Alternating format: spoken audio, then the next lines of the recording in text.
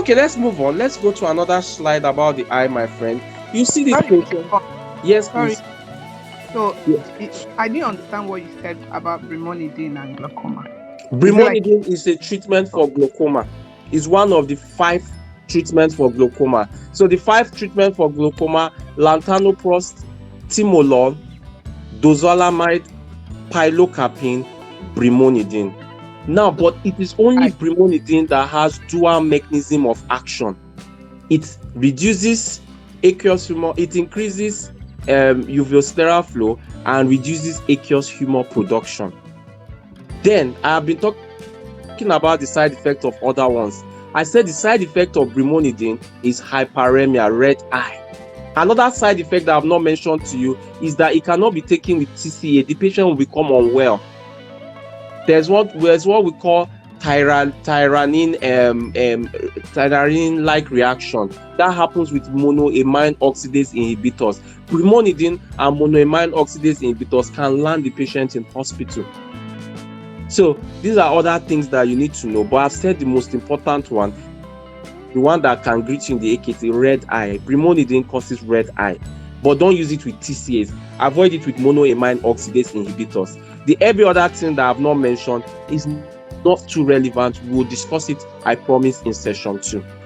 Does this cover your question? My confusion was because you were saying Mhm. you should glaucoma causes red eye, brimonidine causes red eye. Why would we use it? So I was wondering if it's part of the treatment. It is. So, well, if you see what they use in clinical practice, you will notice that brimonidine is not a popular medication used, probably because of some of these reasons. However, sometimes you run into problems. You've started the patient on first line prostaglandin analog. By the way, in your AKT, if you are seeing a patient that has glaucoma, the first line will usually be lantanoprost until proven otherwise. If the patient has asthma, you know that you cannot use timolol. So you've used the first line, you've tried lantanoprost, you've tried timolol, you've tried dozolamide, you've tried pilocarpine, and it's not working. What do? Do you leave the patient to continue to suffer in pain? You try brimonidine. So it's still being used, but all of them have got their side effects. What we do in medicine is we weigh risk. We look at whether this thing will cause big problem. For example, if the patient has asthma, I know timolol is a no-no.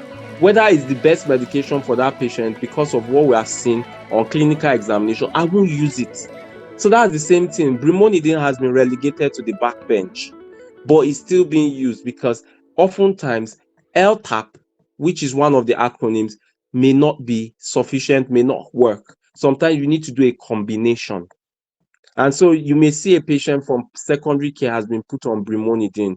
The patient will not present back to the hospital. The patient will present to you, the candidate that asked me the question.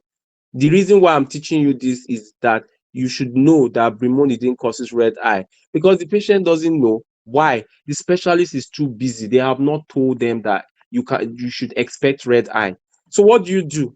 You look through the medication, you see his recent hospital discharge 2 weeks ago. Brimonidine is the new medication is on. Reassure. Tell him that, well, brimonidine causes red eye. It will go away. It can come back again. You don't need to worry. If the patient is particularly worried about the red eye, refer back to the specialist so that they change the medication. Do not treat glaucoma in primary care. It's not your job, my friends. It is not your job. Allow the specialist to do their job. I don't know if that helps the candidate that asked that question. Was that clear? If you can unmute and tell me, or you can ask the question in another way. Is it clear now? Okay, Yeah. perfect. Okay, let's move on. So this topic is papilloedema, and someone may be wondering, papilloedema and ophthalmology, what's the link? It has every link, my friend. Can I start by introducing papilloedema as I introduce glaucoma as raised intraocular pressure, that's raised IOP. Can I introduce papilloedema as raised intracranial pressure? How do you feel it when things are put to you like this? Raised intracranial pressure, papilloedema, raised intraocular pressure, glaucoma. See them, I put them side by side so that you don't miss it out. One has to do with pressure in the brain. The other one has to do with pressure in the eye, but they are friends. Little wonder you can understand how their mechanism of action can cause tunnel vision. The pressure, one of them is pressure from the head, the brain. One of them is pressure from the eye itself. They are all enclosed spaces. The skull is an enclosed space, so there can be rising pressure, which when the pressure is too much, is the eye that suffers. The other one is the closed cavity in the orbit, in the eye. When there's too much pressure due to increased aqueous humor production, due to trabecular meshwork not draining off this aqueous humor production, then you start to have a problem. That's glaucoma. So papillary edema is a cause of tunnel vision, my friends. How will the AKT question come? Do you know this course is practical? This course is not theory. That's why if anytime you hear me, sometimes I'll tell you how the question comes. Many times I want to tell you. If I forget to tell you how the question comes, I remember I'll tell you in another session how the question comes. Because it's the problem sometimes is not that you don't. Some of you know these things. It's how to interpret it. So you need to know how it comes. By the time you know how it comes, then you become confident. So how will it come in your AKT? My friend's papillary edema is a 45-year-old patient with severe headache and blood pressure greater than 180 over 120. On examination, presence of tunnel vision.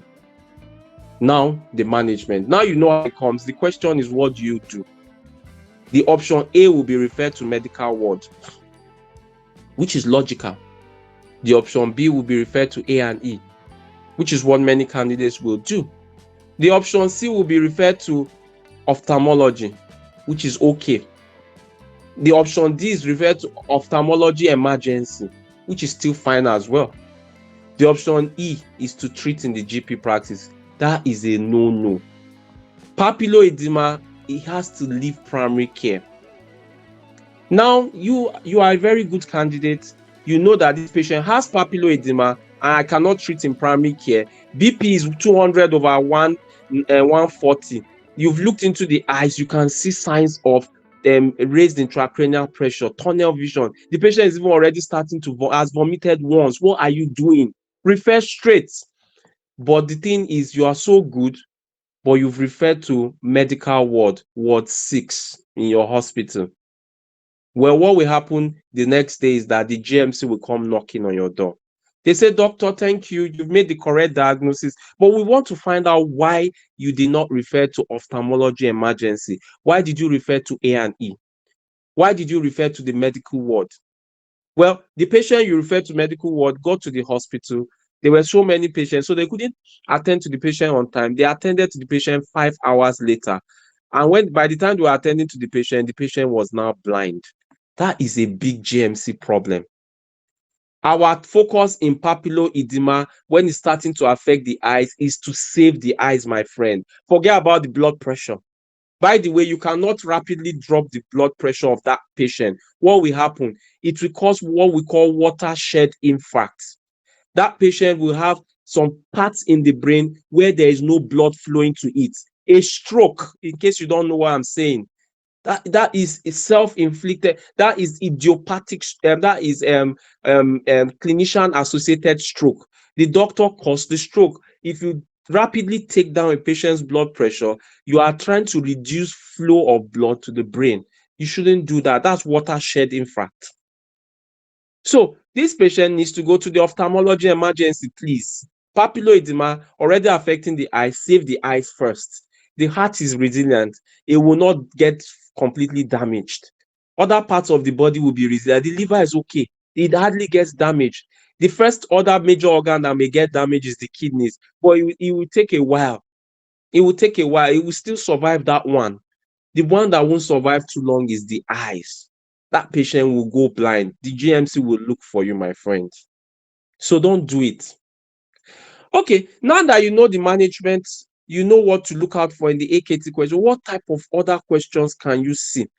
Well, in the AKT, first of all, you've made a diagnosis. You need to know causes of papillary edema. Well, there's an acronym I'm going to tell you, I'm going to send to you in the session 2, but I'm just going to say it now without acronyms because I want to teach. My friends, there's a fat girl. Pardon me using the word fat. She's obese. I'm trying to use fat so that you know how big she is. She's 18 years old. This girl is always having headaches. Please don't fail it in the exam. That is idiopathic intracranial hypertension. Idiopathic intracranial hypertension is a young girl having headaches. She may vomit, have nausea, blurry vision, hypertension. The hypertension has no other cause. Your answer is idiopathic intracranial hypertension or hemicranial hypertension. It's got other names in the US, but idiopathic intracranial hypertension is the major name you will see in your exam. Why am I bringing this up? It is a cause of papilloedema. One of the symptoms is papilloedema. So how do you treat that girl? I mean, how do I mention this thing without telling you the management? So I'm going to run through the management very quickly. Lumbar puncture is temporary management. You can repeat lumbar puncture to reduce the pressure, because in idiopathic intracranial hypertension, why she's vomiting is because there's raised pressure. By the way, how the question will come in your AKT is that this young girl will be on combined oral contraceptive pill, clincher. How will it come in your exam? This lady will be pregnant, clincher. How do you feel it now that I've told you how it will come? Idiopathic intracranial hypertension, young girl on COCP. By the way, please know everything about COCP. I'm not going to talk about it today. A pregnant woman, she's 21 years old. She's having signs and symptoms of raised idiopathic intracranial hypertension. That is the correct diagnosis. Pregnancy is a trigger. So do lumbar puncture if you can, if she's in hospital. If she's not in hospital, your medication is acetazolamide. Can you see? I'm talking about acetazolamide. I've talked about it in two places. Where else do you see acetazolamide? In HAPE, high altitude pulmonary edema, or high altitude brain edema. These are people that do what we call mountain climbing. They climb above 500 meters upward. What will happen to them? They will start to have pressure. That pressure will start to cause edema in the lungs, and it will now give you symptoms that resemble pulmonary edema symptoms. So the patient will start to have shortness of breath. They may have chest pain. They become unwell. The same thing in the brain. The patient will start to get confused and all that. There's haze and HAPE. Is a topic in the AKT. It can come out in your exam. Treatment, acetazolamide. Acetazolamide. Treatment for mountain sickness, acetazolamide. I've just called 4 places now that you can use acetazolamide. Are these the only 4 places you can use acetazolamide in the AKT? No. So this is why I will challenge you. When you call something, quickly think, are there areas where I can use it? Quickly do a rapid revision in that area. This is what makes you good, my friends. A little here, a little there. Now, moving back to this condition, this lady's condition, acetazolamide is a treatment. Lumbar puncture is a treatment. Stopping the cause like COCP is a treatment. So there are a couple of other things that you could do. These are some of the common treatments for this patient that has idiopathic intracranial hypertension. And the only reason why we came to it is that it is a cause of papilloedema. What other things will cause papilloedema? All of you, if I ask you, a patient that is vomiting with papilloedema, all of you will say a tumor, what we call space occupying lesion. Space occupying lesion, papilloedema. Brain tumor, papilloedema. By the way, there are different types of brain tumor. You don't have to know all of them. You need to know things like gliomas. Just know a bit about it, that's all. It may not be the answer in an exam, but it will help you to answer a question in neuro. Okay, my friends, who else can come in with papilloedema in the AKT? Is that patient with malignant hypertension? Well, there's a patient that has been on ACE inhibitor, it didn't work. Calcium channel blocker, you continue it because it's still high. Now you have gone to spironolactone. Before spironolactone, you've tried bendroflumethiazide is no longer being used. If you have a patient, you want to put the patient on a diuretic, consider indapamide, my friends, or clothalidone. Don't use bendroflumethiazide again. If a patient is already on bendroflumethiazide, fine, leave them on it. But indapamide will be your gold standard now. Indapamide will be what you want to use in the UK. So the patient is on ACE inhibitor, calcium channel blocker. The patient has now been started on indapamide. Indapamide, by the way, causes gout. If you see a patient that is always having recurrent gout, the patient is on allopurinol. If the patient cannot take allopurinol, hope you know the answer is febuxostat. Well, the patient is on allopurinol, the patient is still coming with recurrent gout. The patient has improved their lifestyle. They are no longer taking fishes, some of the fishes that will cause gout. They are no longer taking red meat. They are now living a healthy lifestyle. It's your fault, doctor. You've left that patient on high dose indapamide. How would they not have gout? And you have to know the indications for starting allopurinol. Renal disease is one of the indications. CKD is one of the indications for starting allopurinol. There's an acronym for it. We'll do that in session 2, my friends. So this patient has started 4 medications and the patient is still not doing well. Do you start the 5th medication? You refer. So one of the other things, malignant hypertension is one of the reasons that you can have papilloedema. Well, another reason why you can have papilloedema is hydrocephalus. Well, in hydrocephalus, I don't think you see much questions about it, but know the treatment. The shunting, ventricular shunting, no. Ventricular. So if you do a ventricular shunting, you're moving from one ventricle to another, the problem may still come back. So you need to know the different treatments for hydrocephalus and the types of hydrocephalus. In the AKT, NPH, non-pressure hydrocephalus, is similar to another condition where the patient will have urinary retention, ataxia, and the patient will have some sort of dizziness. So this is why you have to know non-pressure hydrocephalus. It's not because you come out in your exam as a question, but it will be an option. Non-pressure hydrocephalus will be an option. If you know everything about it, if you are struggling with that question, you can exclude it. So sometimes knowing about other topics is not because, like for example, I've said everybody should know about sarcoidosis. It's not because it comes out as a topic on its own. It's because you can easily exclude it if you know things about it. It helps you to make what we call educated guess. Okay, hypercapnia is a cause of papilloedema. If you don't know, I've called 6 causes of papilloedema. If you were not writing, space-occupying lesion, malignant hypertension, idiopathic intracranial hypertension, hydrocephalus, hypercapnia. These are all causes of papilloedema. Well, I just thought I should tell you that papilloedema can come out in the exam. By the time you are seeing a picture, there's what you will see in the picture of the eye that you would know is papilloedema. What's that? It's very easy. You take your ophthalmoscope, you look into the patient's eye, the disc cup ratio is completely gone. It's obliterated. You won't see it. And that's what we're going to do in our session 2 when I start to show you pictures of retina. I'll show you nothing less than 10 pictures of retinas. You need to know it. You will know it in the class. We'll give you the pictures. You continue to know it wherever you go. Know it. Know it for the AKT. One of them will come out. One of them. And it may be papilloedema. Just look where the disc cup ratio is. If it is completely obliterated, if there's only a faint relationship between the disc and the cup, or there's no relationship between the disc and the cup, you have your answer. That patient has papilloedema. Okay. In the AKT, retinitis pigmentosa, I was treating ophthalmology and I mentioned it. You should know it's high yield. Now let me I didn't want to talk too much about it in ENT, sorry. I didn't want to talk about it too much in ENT because I know I was going to talk about it here. So let's talk about it. Let me run my mouth a bit. What are the points you need to know about retinitis pigmentosa? My friends, yesterday when we're talking about ENT and retinitis pigmentosa, it was a patient who had sensorineural deafness and bony speckles. We said that was Alport syndrome.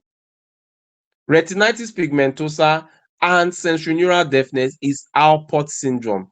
The full triad of Alport syndrome is sensorineural deafness, renal failure, and bony speckles or retinitis pigmentosa. That's Alport.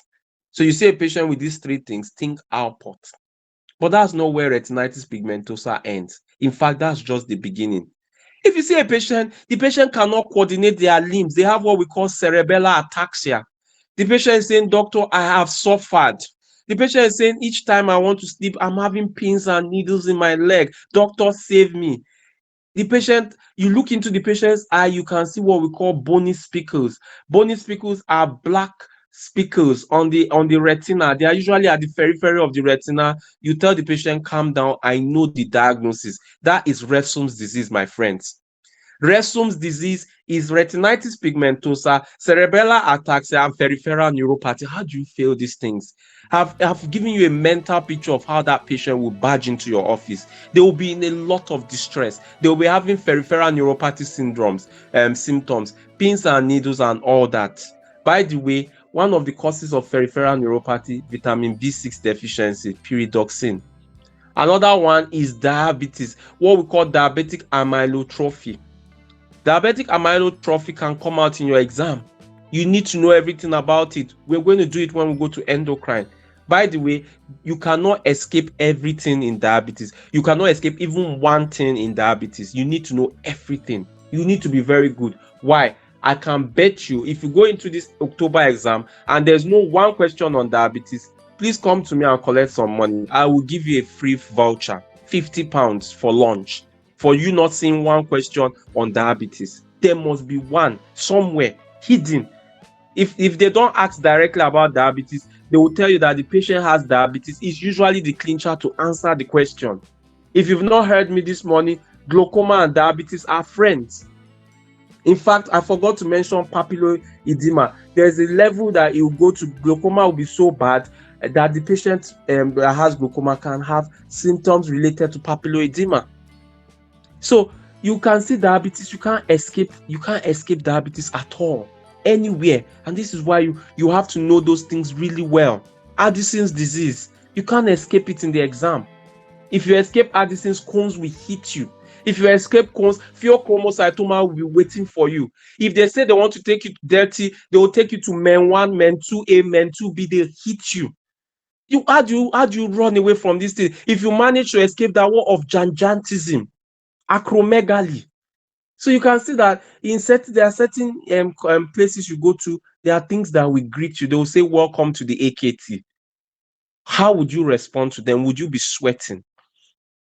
Would you be happy? Would you smile? Would you hug it? Would you say, get out of the way, I have other important questions to answer? Your response is dependent on how you study, my friends. Okay, our time is going, so let's move on. I've told you retinitis pigmentosa can cause Alport syndrome. Retinitis pigmentosa is related to Resum's disease. Where else do you see retinitis pigmentosa? There is this fat boy.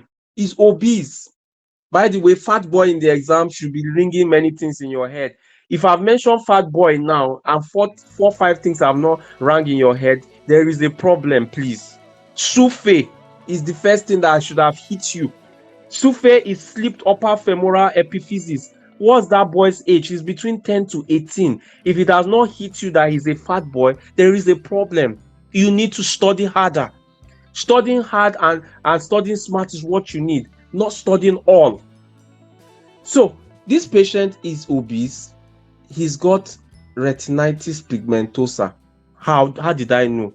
On ophthalmoscope, there are bony speckles. See, I'm repeating bony speckles just because when you see a picture of a retina in our session 2 and you see bony speckles, they are like black dots around the retina. They are not close to the center. They are the periphery. I don't want, even if you have not seen it before, the degree of my explanation, with the degree of mentioning it yesterday and today, you should have known that bony speckles, I can identify it even if I've not seen it before. A smart candidate now is checking bony speckles as I'm talking. Bony speckles, retinitis pigmentosa. Retinitis pigmentosa, night blindness.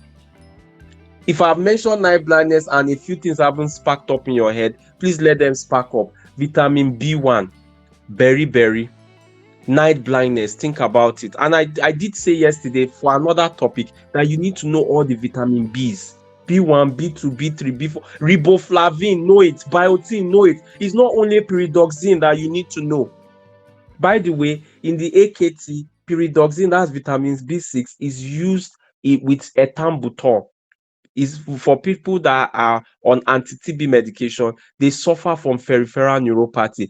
What's the mechanism of action? It diminishes vitamin B6, so you sometimes give them. It helps them. Know all the vitamins, know all the vitamin Bs. It's very helpful in the exam. So you've got this patient who is obese.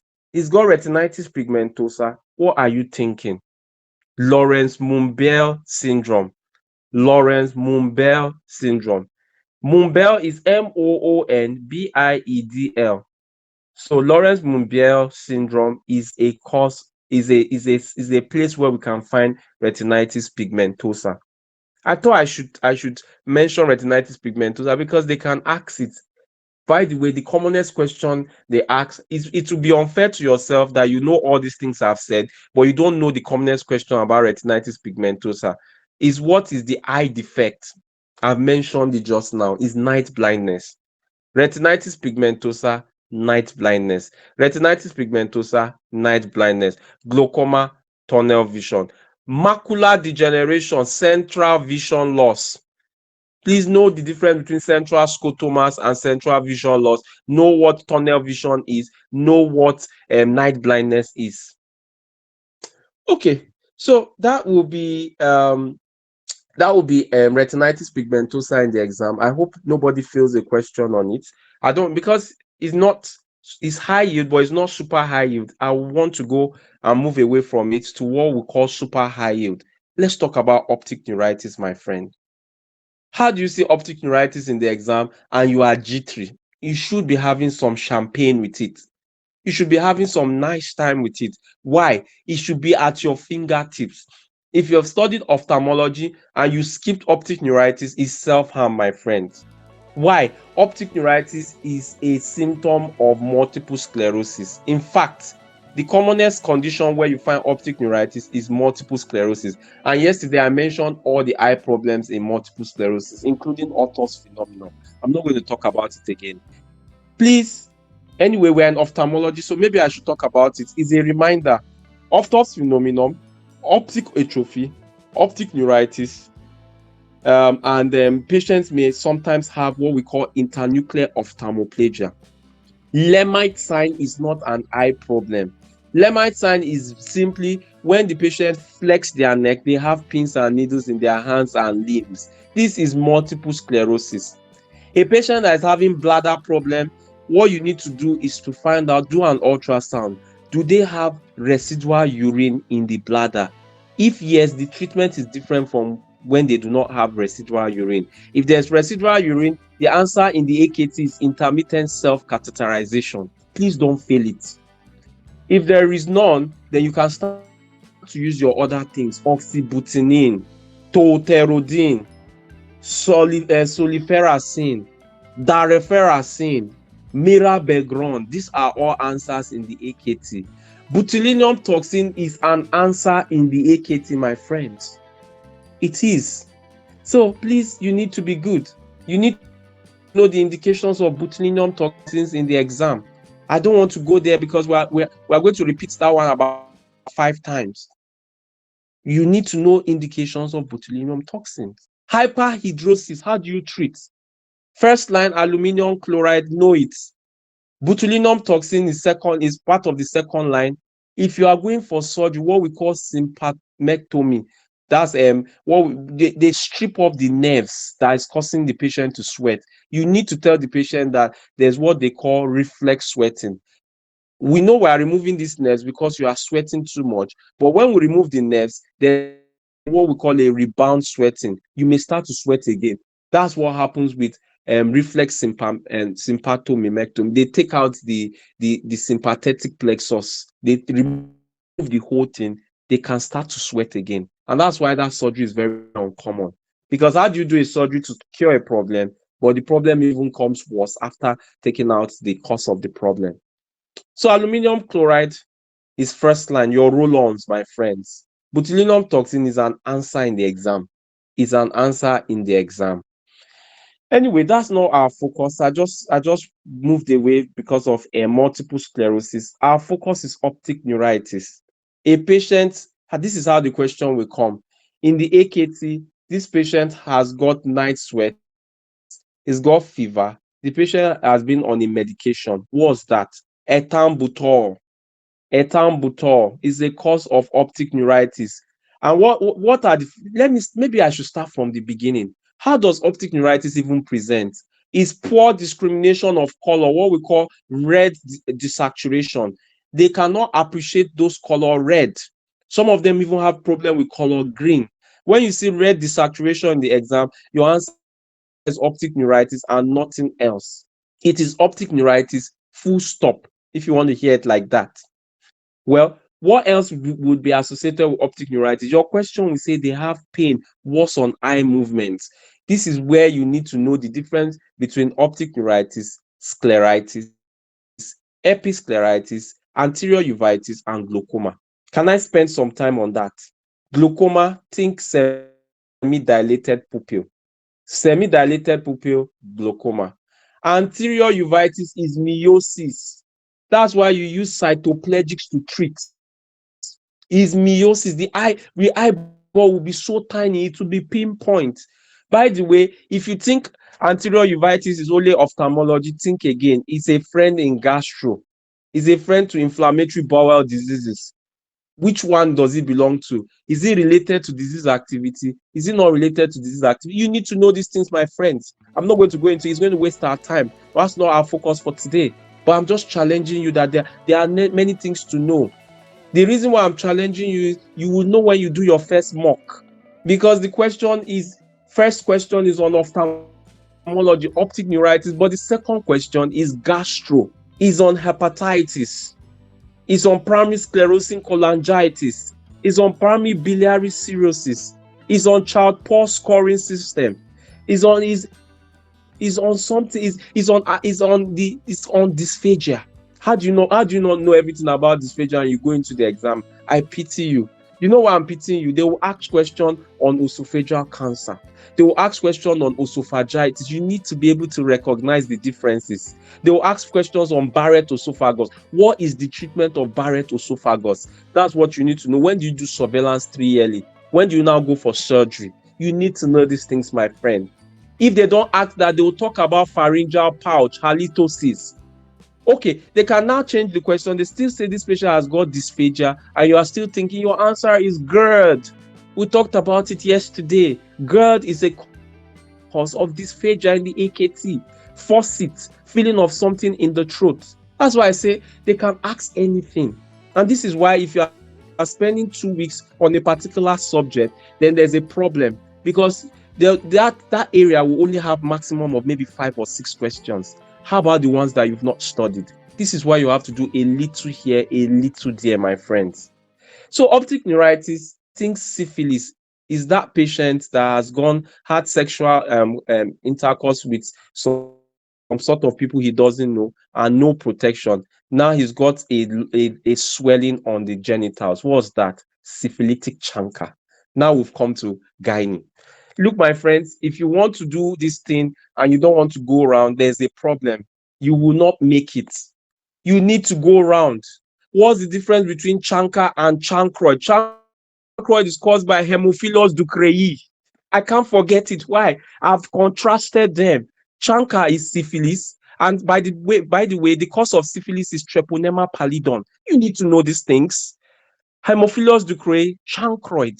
You need to know how it presents in the exam. What other genital lumps can this patient present with herpes? Simplex, the second type. There's one in the mouth, the genital one, genital herpes. The patient can have it. Please, if you have never heard about Klebsiella inguinale, go and read it. Klebsiella is the cause of a genital lump in the exam. So genital swelling, think Klebsiella inguinale. Chlamydia is a cause of genital lumps. You need to know how these things present. Chlamydia trachomatis, the treatment doxycycline in your exam. Okay, so in the exam, the patient has got syphilis. You look at the genitals, there's a chancre. You look at their eyes, there's optic neuritis. And that may be the one they are asking you. If they don't ask you about their eyes, it may be because they're asking you about neurosyphilis. It causes a patient to have psychosis. This is what we call tertiary syphilis, psychosis. Psychosis. Yes, you need to know the treatment of syphilis, my friends. You need to know the treatment of gonorrhea. You need to know the treatment of common infections in gynae. If you see trichomonas, you know how to treat it. Bacterial vaginosis, what's the difference? When you don't have metronidazole gel, what do you use? Clindamycin, my friends. What's the percent? You need to know it's 3%. You need to know all these things at your fingertips. Can you use metronidazole oral? Yes. In the exam, yes. Why? It's on the NICE guidelines. Where do you use doxycycline? What's the difference between candidates? What are the types of candidates? What is the induction maintenance regimen in when we are talking about recurrent candidates? You need to know it. It's 3-3-3. The first 3 days, the total of 9 days, then you go for 6 months. Weekly for 6 months. You can't fail these things in the exam. That's the induction maintenance for treatment of recurrent candidiasis. Do these things appear in real life? I've treated 2 patients with the induction maintenance model or treatment method.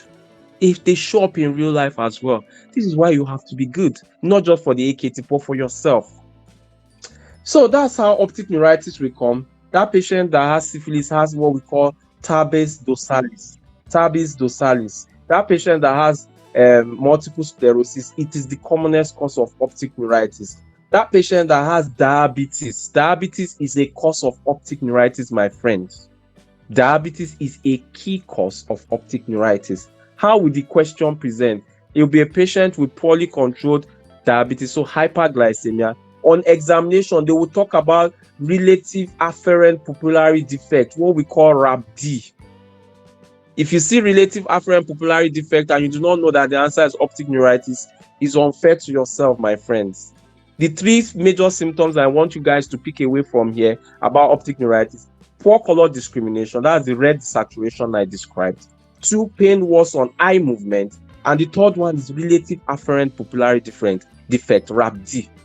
And I've just called that multiple sclerosis is a cause, syphilis is a cause, diabetes is a cause, catch fever is a cause, ethambutol. The list of causes are endless, but just concentrate on the common ones. How do we investigate? A patient that you are seeing with optic neuritis, some people will say, oh, optic neuritis, okay, what you just need to do is take high dose steroids. No, it can be something else. You need to do MRI. Tell that patient you need MRI of the brain and orbits. It's like telling someone that has acoustic neuroma that you don't need treatment. Please scan their heads. I beg you. Scan their heads. They need a scan. They need MRI. So this patient, please do a brain MRI and a brain and orbit MRI for a patient with optic neuritis. Right, the treatment you've heard, high dose steroids. Someone is thinking now. Yes, someone has said we use high dose steroids when the patient has what's the name of the giant cell arteritis. You are right. You are right. Giant cell arteritis, 50 to 60 milligrams steroids. But what you are not correct in is the investigation. You are telling me ESR, and I'm asking you for definitive investigation. Please, it's temporal artery biopsy. Don't fail the question in the exam. Temporal artery biopsy is to giant cell arteritis, definitive management. ESR is your primary care management. ESR, primary care, definitive management, temporal artery biopsy is done in special in secondary care. It's not your job. That's what you refer for. Okay, now that you've investigated, you've given high dose steroids, the patient says, thank you, doctor. I'm feeling better, but the condition has not totally gone. Sometimes I still get pain that on eye movement. So what do I do? This is where to tell the patient, please, you need to calm down. Recovery time is 4 to 6 weeks. Prognosis. Can they ask you about prognosis in the exam? The answer is yes. Can they ask you about a definition in the AKT? They have asked before. They can ask definition of anything, my friends. So that's why the AKT is wide. It's not difficult, but it's vast. And if the AKT is vast and wide, what do you have to do? You need to be broad yourself. Only the broad can attack the broad. Only the broad can be the. Imagine that you are working with someone and the person knows everything about everything, but you know nothing. How do you cope? You need to meet up. How do you meet up? You start to know everything about something and something about everything. That's how you meet up. And this is the AKT. Now the question is, have you got enough time? The time is even too much. 2 months is too much to know all these things. Why? We are repeating them again and again. Someone would have been tired of hearing retinitis pigmentosa in just 2 days now because it's been oversaid. The person, in fact, is angry, has gone to read the whole of retinitis pigmentosa and has studied. That's why I said if you hear it 2 or 3 times, is enough. But some people will hear it. The easy learn will make sure you hear it 5 times, especially if you're on the Pass Plus program. How do you fail these things in the exam? It's impossible. Okay, I think we have done justice on optic neuritis. I think we need to leave optic neuritis and do other things. Look at this patient's vision. What can you see? There's something happening there. Is that what we call pan photocoagulation? We'll find out. Diabetes. Diabetes is a problem in the AKT because it's a problem in real life. A lot of your patients in your practice are diabetic or hypertensive. We know why. But what you don't know is you need to know all the complications of diabetes. Diabetes foot ulcer. How do you which system do you use to classify foot at risk? If there's an ulcer proximal or an ulcer distal, what's the system you use? Do you use Waterloo score? What scoring system do you use for your diabetic foot ulcer? I think you have to know it for this exam. And it's not difficult. If you spend 2 minutes today looking for the popular one, Waterloo score, and any other popular one that you like, just know that I need to know the classification of diabetic foot ulcer. It's fine. What do I tell this patient that has diabetes? This is foot care, the job of the podiatrist, but in the AKT is your job. You need to tell them how to take care of their foot. It can turn up in your exam. Okay, this patient is having recurrent candidiasis. This patient is having a lot of other genital infection. Is because of diabetes. How? What's the mechanism of action? Immunosuppression. Okay, did you tell this patient that they can just basically die of heart attack? You've not told the patient why. Diabetes makes the patient that has heart attack not to feel the pain. They won't feel the pain. They won't know that they're having a heart attack. They'll die off. Which complications of diabetes do you need to know? The macrovascular complications of diabetes and the microvascular complications of diabetes. Diabetes nephropathy. Please start your patient on ACE inhibitor for renal protection. Remember, ACE inhibitor, once you need to know when to start ACE inhibitor, when not to use ACE inhibitor. Renal artery stenosis, ACE inhibitor, I told you, is a GMC wahala, is a GMC problem. Don't do it. Don't try it. So if you are seeing a patient, the patient is saying, doctor, I'm having pins and needles in my leg. That's diabetes. Diabetes causes peripheral neuropathy. One of the questions you can see is a patient that has the foot is dorsiflexed or plantar flexed. Is a question in the AKT. You need to know them. Okay, what else can diabetes cause? Diabetes can affect the heart. I've told you. It can basically start to cause major heart problems for this patient. Diabetes can affect the skin, as you all know. But we are in the eyes now. Diabetes affects the eyes as a microvascular complication, just like how it affects the kidneys. It causes a lot of problems in the eyes. Our worry is that this patient will end up blind. And this is why you need to know about diabetic retinopathy. Please, a patient that has diabetes retinopathy, at some point, they need to have yearly screening. In the practice, they need to have yearly screening. You need to be checking. At some point, in fact, it will be more rapid. It will be 6 monthly screening. So, and this is free. This screening is not done by the GP practice. It's done by the ophthalmologist, my friends. So, at some point, they need to be going to the hospital to see them for what we call monitoring. Where are you at now? Because it's a progressive condition, my friends. So let's spend some time and talk about diabetic retinopathy. I've told you that the commonest cause of blindness in young adults is diabetic retinopathy. Don't fail it in the exam. Well, you already know that hyperglycemia will be a precipitating factor, but what does it do? It damages the endothelial cells. That's how it works. And when it damages the endothelial cells, it starts to predispose this patient to the problems. What are the problems? Microaneurysm and what we call neovascularization. If you've never heard about neovascularization, it's the formation of new vessels in the eye, at the back of the eye. And this formation will ultimately be caused by what we call retinal ischemia. This is a bit of introduction into diabetic retinopathy. But that's not what I'm concerned about, my friends. What I'm concerned about are the classification of diabetic retinopathy. Now, in the AKT, you need to know 3 classifications: the non-proliferative diabetic retinopathy, the proliferative diabetic retinopathy, and what we call maculopathy.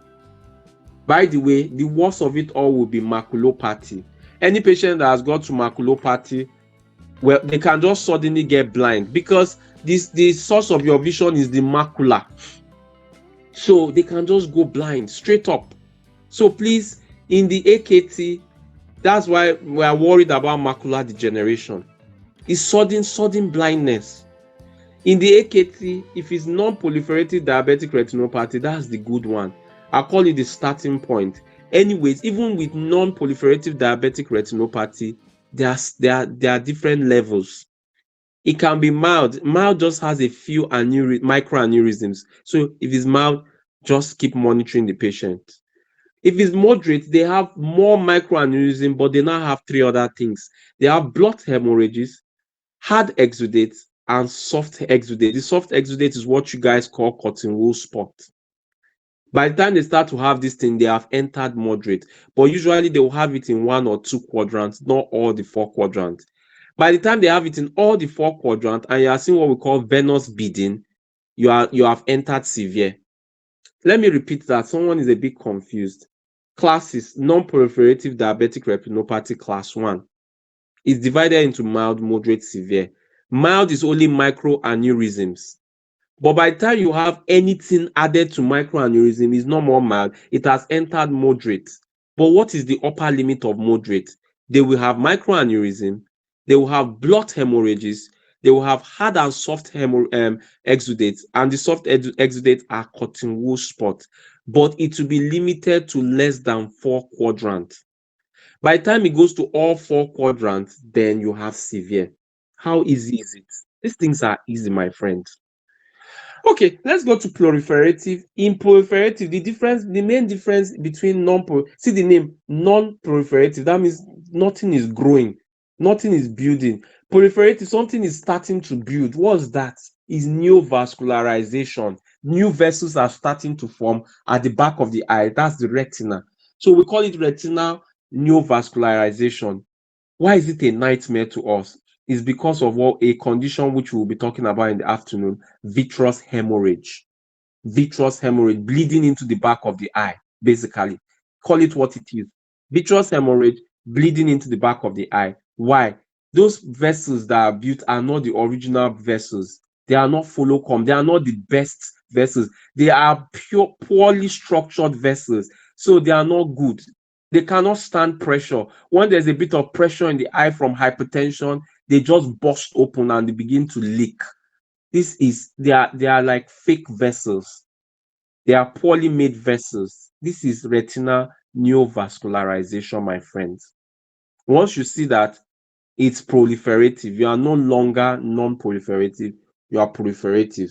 So the other thing you need to know about proliferative is that they will also start to have what we call fibrous tissue formation. So hard tissues will start to form around the eyes, causing a lot of pressure on the eye. This is common in type 1 diabetes patients, and their estimated time for blindness is 5 years.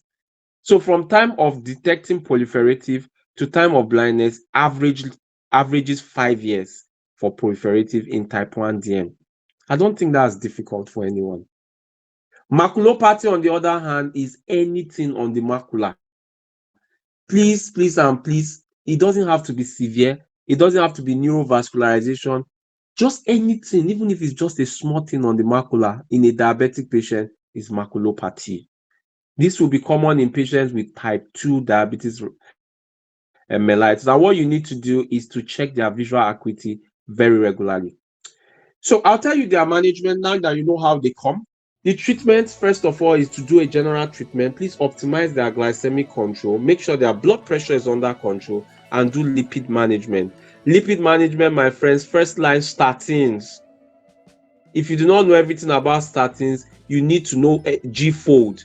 G-fold are the causes of statins induced myopathy. We did it in cardiology. If you do not know anything about statins, know who takes primary prevention and who takes secondary prevention.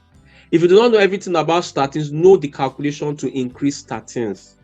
If you don't know everything about statins, know the two classes, the hydrophilic and the lipophilic, and which ones are more notorious for statins-induced myopathy. So, first of all, you need to reduce lipids. You need to give this patient some lipid reducing medication if that's a problem.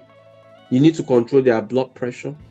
You need to look at that picture I showed you when we're doing cardiology. First line, second line, age less than 55, age greater than 55, Afro-Caribbean, diabetic. So this patient that is diabetic, it will be ACE inhibitor, my friends. Okay, now that you've done that and you are doing it really well, you need to be checking the visual acuity from time to time. And once the visual acuity is becoming too bad, the patient is not seeing well again, this is when to use what we call VEG-I or VEGF. VEGF-I, what's that? So there's a medication, it's it's vascular endothelial growth factor inhibitor. I call it VEGF. VEGF is vascular endothelial growth factor. And then you can add inhibitor at the end to remember it's an inhibitor. So what does this medication do? It basically just reduces neovascularization. It improves visual acuity. It's a short-term fix, my friends. It's not a permanent fix. Well, by the time it starts to get into, if it's still non-proliferative, please keep observing. By the time non-proliferative is getting bad, so severe, I told you under non-proliferative, there's severe. All the four quadrants are involved. And all the four quadrants, we have microaneurysm, blood spot hemorrhages, hard exudate, and cottonwool spots. By the time they start to have these things, then you need to go for a particular type of procedure called pan-retinal laser photocoagulation. Can I repeat that? Severe, think pan-retinal laser photocoagulation in your exam. They will ask you. And if you've done this procedure, what can the patient suffer from? That is what is on your screen. The patient's vision can basically look like that because of this laser photocoagulation.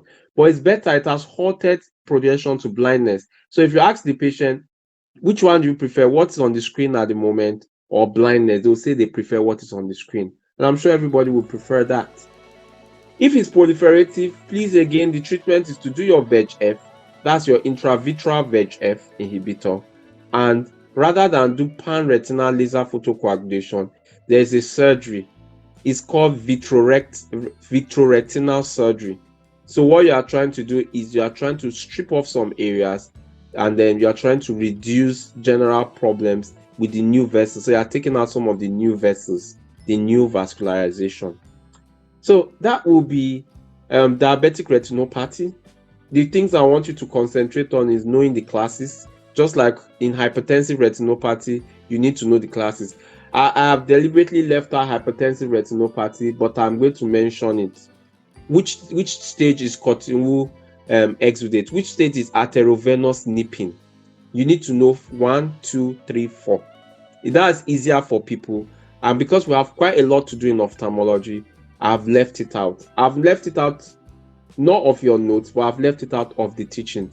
So you see it in your notes. The other thing where you see it is where when we are doing our session 2. I will ask one of you. I'll call Miss A. I'll say, can you tell us the stages of hypertensive retinopathy? Please know it. I know it's like the back of your fingers. Okay, so we're about to get a break now and come back in the afternoon.